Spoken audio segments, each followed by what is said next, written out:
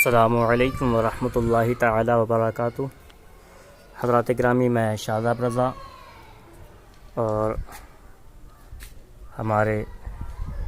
YouTube channel میں آپ کا استقبال کرتا ہوں، اور میں آپ کے لیے لے کر کے آیا ہوں رمضان المبارک کی فضیلت۔ اور اس میں کیونکہ ابھی لاک ڈاؤن چل رہا ہے تو اس میں ابھی کیا کرنا ہے، کس طرح سے کیا کرنا ہے، وہ سب میں آپ کو اس ویڈیو میں بتاؤں گا انشاءاللہ۔ اور چونکہ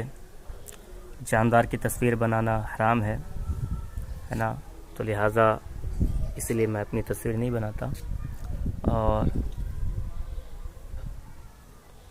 یہ آج جمعۃ المبارکہ ہے، 29 شعبان ہے، یعنی آج 29 شعبان المعظم، اور انگلش والی ڈیٹ بولیں تو 24 تاریخ ہے آج، 24 اپریل، کل 25 اپریل ہے۔ اگر آج چاند ہو گیا تو کل رمضان المبارک کا پہلا روزہ ہوگا، اور اگر آج چاند نہیں ہوا تو کل پہلی تراویح ہوگی اور پرسوں پہلا روزہ ہوگا، ٹھیک ہے نا۔ اور اب بات کرتے ہیں رمضان المبارک کی فضیلت کی، اور اس میں ہمیں ابھی لاک ڈاؤن کے تحت کیا کرنا ہے، کیسے کیا کرنا ہے، کیونکہ مسئلہ سامنے آ رہا ہے کہ لوگ کہہ رہے ہیں کہ تراویح وغیرہ کیسے پڑھیں گے اور نماز وغیرہ کیسے پڑھیں گے۔ تو دیکھیے، ابھی آپ جس طرح سے نماز وغیرہ پڑھ رہے ہیں اسی طرح سے آپ کو تراویح بھی پڑھنی ہے، یعنی 5 لوگ آپ، 4 مقتدی اور 5واں امام، 5 لوگ مسجد میں نماز پڑھیے جماعت سے، اور باقی لوگ اپنے اپنے گھروں پہ جماعت کر سکتے ہیں تو جماعت کیجیے، ورنہ پھر تنہا پڑھیے۔ لیکن دھیان رہے اس میں صرف 5 ہی لوگ جماعت میں شامل ہوں، گھر میں ہوں یا کہیں بھی 5 ہی لوگ رہیں، کیونکہ سیکشن 144 یعنی دھارہ 144 کے تحت 5 لوگوں سے زیادہ ایک جگہ اکٹھا نہیں ہو سکتے، لہذا نماز میں بھی آپ جو ہے 5 لوگوں سے زیادہ اکٹھا نہ ہوں، کیونکہ اس میں بے عزتی بھی ہے، اور خطرے میں آپ اپنے آپ کو کیوں ڈالیں۔ کورونا جیسی بیماری ہمارے نزدیک چل رہی ہے، تو اس سے ہمیں بچنا چاہیے، لہٰذا تراویح اور قرآن مقدس پورا نہیں بلکہ سورہ تراویح ہوگی۔ سورہ تراویح جیسے کہ علم تری کیف سے آپ سنتے ہیں، علم تری کیف سے سورہ ناس تک، پھر 10 رکعتیں ہو جاتی ہیں، پھر 10 رکعتیں پھر علم تری کیف سے سورہ ناس تک پڑھی جاتی ہے۔ باقی انشاءاللہ العزیز اور باتیں میں آپ کے سامنے لے کر حاضر ہو رہا ہوں جلد ہی انشاءاللہ۔ باقی ابھی جو ہے میں آپ کو یہ بتا دوں، تراویح کا معاملہ تو آپ کو سمجھ میں آ گیا، نماز بھی آپ کو اسی طرح سے پڑھنی ہے۔ ہاں، اور ایک بات یہ بھی بتا دوں کہ کچھ دیہاتوں میں، گاؤں میں معاملہ یہ سامنے آ رہا ہے کہ لوگوں نے مائک سے اذان دینا ہی بند کر دیا ہے۔ تو میں بتا دوں کہ یہاں پہ دھارمک والی کوئی بات نہیں ہے، بلکہ صرف کورونا مہاماری کی وجہ سے یہ لاک ڈاؤن چل رہا ہے، اور اس میں حکم یہ ہے، دھارہ 144 کا مطلب یہ ہوتا ہے کہ 5 لوگوں سے زیادہ ایک جگہ اکٹھا نہ ہو، چاہے وہ مسجد ہو، چاہے آپ کا گھر کی چوکھٹ ہو، کوئی بھی ہو، کہیں بھی ہو، 5 لوگوں سے زیادہ اکٹھا نہ ہو۔ اور بہتر تو یہ ہے کہ آپ لوگ اگر کہیں بھی بیٹھیں تو 1 میٹر کی دوری بنا کر ہی بیٹھیں، ہے نا۔ اچھا، یہ مائک وقت سے اذان نہیں دے رہے ہیں لوگ، اس میں کیا بات ہے، اس کے بارے میں بھی میں بتا دوں۔ دیکھیے، مائک سے اذان دینے سے کوئی بھی حرج نہیں ہے، کوئی نقصان نہیں ہے، اور نہ ہی اس سے کوئی خطرہ ہے، نہ ہی پرشاسن نے آپ کو روکا ہے کہ آپ مائک سے اذان نہ دیں۔ آپ مائک سے اذان دیجئے، اذان کے الفاظ جہاں تک جائیں گے وہاں سے شیطان بھاگے گا، بیماری بھاگے گی، ٹھیک ہے نا۔ بیماری اذان سے دور بھاگتی ہے، لہذا اذان دیجئے۔ اللہ کا ذکر جتنی جگہوں پہ جائے گا وہاں سے بیماری دور ہوگی، اور بلائیں ٹلتی ہیں اذانوں سے، اور شیطان بھی بھاگتا ہے، لہذا آپ مائک سے اذان دیجئے۔ اور دوسری بات، رمضان المبارک میں جیسا کہ ہر سال آپ سحری کے وقت میں مسجد میں ہوتا ہے کہ اعلان ہوتا ہے کہ روزہ داروں اٹھیے، سحری کا وقت اتنے پہ ختم ہے، اتنا منٹ باقی ہیں، اتنا وقت بچا ہے، اور اس وقت مسجد کی گھڑی میں اتنے بجے ہیں، تو یہ اعلان ہوتا ہے۔ جس طرح ہر سال ہوتا ہے اسی طرح اس سال بھی ہوگا، ان سال بھی آپ کو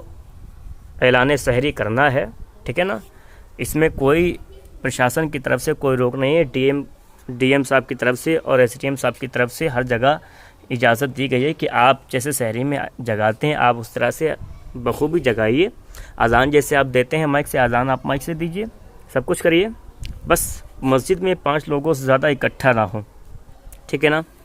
और अगर कोई छठा आदमी आ गया, यानी 5 लोग आप हैं, अगर कोई नहीं जानता आ गया तो आप उसे भगाएं नहीं, बल्कि जब वो नमाज़ वगैरह पढ़ चुके, क्योंकि डीएम साहब ने खुद कहा है कि आप अगर कोई छठा आदमी आ गया तो उसे भगाएं नहीं, बल्कि जब वो नमाज़ वगैरह पढ़ चुके बाहर निकले तो आप उसे नरमी के साथ समझा दें कि देखिए ऐसा ऐसा मामला चल रहा है, लिहाजा अपने आप को ख़तरे में डालने से बचें, ठीक है ना। 5 लोग अगर हों तो जाए, 5 उसके अलावा फिर छठा आदमी कोई ना जाए, यानी 4 मुक़्तदी, 4 नमाजी और 1 इमाम। अगर मुअज़्ज़िन भी है तो 1 मुअज़्ज़िन और 3 नमाजी अलग से और 1 इमाम, ठीक है ना। यानी टोटल 5 लोग हैं इमाम को मिलाकर, इससे ज़्यादा लोग इकट्ठा ना हो। और तरावी आप क्योंकि मस्जिद में इतने लोग आ नहीं पाएंगे तो आप कैसे करें, घरों में जो हज़रात घरों में तरावी, क्योंकि तरावी की जो जमात है, तरावी की जमात सुन्नत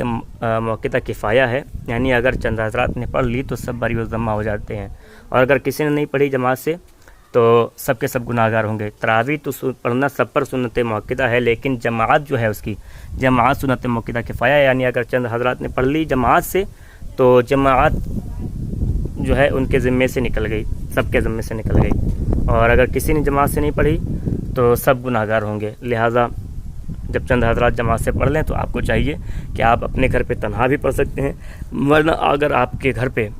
सुन्नी सहीहुल अक़ीदा आला हज़रत अलैहिर्रहमा के अक़ीदे पे चलने वाला, यानी उसका अक़ीदा सहाबा इकराम वाला अक़ीदा हो, जैसा कि हदीस करीमा से साबित है, अल्लाह तबारक व तआला का गुस्ताख ना हो, अल्लाह के रसूल अलैहिस्सलातु वस्सलाम का गुस्ताख ना हो, जिसे सुन्नी बरेलवी आज के दौर में कहते हैं, यानी आला हज़रत को मानने वाला, ठीक है ना। और इल्म वाला हो, नमाज वगैरह के मसाइल जानता हो, दाढ़ी भी हो, ठीक है ना, दाढ़ी कटवाता ना हो,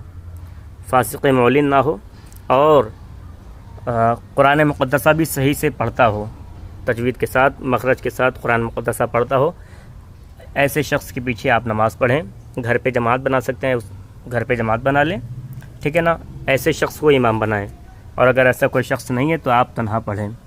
ठीक है ना। बग़ैर दाढ़ी वाला शख्स अगर कुरान पाक अच्छा भी पढ़ता हो, दाढ़ी नहीं रखता, काटता है, तो उसको इमाम नहीं बना सकते। अगर कोई नहीं नमाज़ पढ़ाने वाला तो आप तन्हा पढ़ें, उसको इमाम नहीं बना सकते, चाहे सब बग़ैर दाढ़ी वाले हों, ठीक है ना। हाँ, और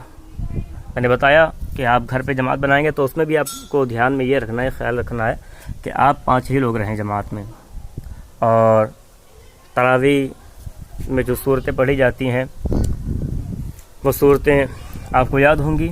नहीं याद होंगी तो इंशाअल्लाह अज़ीज़ मैं एक वीडियो की सूरत में अभी आपको जो है सूरतें ही आपको सुनाकर मैं आपको भेज दूंगा, उससे आप सुनकर याद कर लेंगे। मैं सारी सूरतें आपको 10 सूरतें आपको भेज दूंगा, आप यूट्यूब अपलोड कर दूंगा यूट्यूब पे, आप जो है सूरतें याद कर लीजिए और उससे आप तरावी पढ़ सकते हैं, उन नमाज में भी आप वो सूरतें पढ़ सकते हैं। अच्छा, तरावी की मैं दुआ आपको बता दूं। तरावी की दुआ ये है, सुब्हानल मलिकिल कुद्दूस, सुब्हानल इज़्ज़ति वल अज़मति वल हैबति वल क़ुदरति वल किब्रियाइ वल जबरूति, सुब्हानल मलिकिल हय्यिल लज़ी ला यनामु व ला यमूतु, सुब्हुन कुद्दूसुर रब्बुना व रब्बुल मलाइकति वर रूह, अल्लाहुम्मा अजिरना मिनन नारि या मुजीर रहमतिका या अरहमर राहिमीन। ये तरावी की दुआ है और आपको इस तरह से करना है, क्योंकि 20 रकात तरावी होती है और हर 4 रकात के बाद, यानी 2 रकात पर सलाम फेरते हैं, फिर उसके बाद फिर 2 रकात पढ़ते हैं, 4 रकात हो जाएं तो उस वक्त 4 रकात होने के बाद आपको सलाम फिर जब फेरेंगे उसके बाद आपको ये बैठकर पढ़नी है, ये दुआ तरावी की जो मैंने अभी दुआ सुनाई आपको। ये दुआ तरावी की 4 रकात हो जाए, हर 4 रकात के बाद आपको बैठकर ये दुआ पढ़नी है, उसके बाद फिर अगली रकात के लिए खड़े हों, ठीक है ना।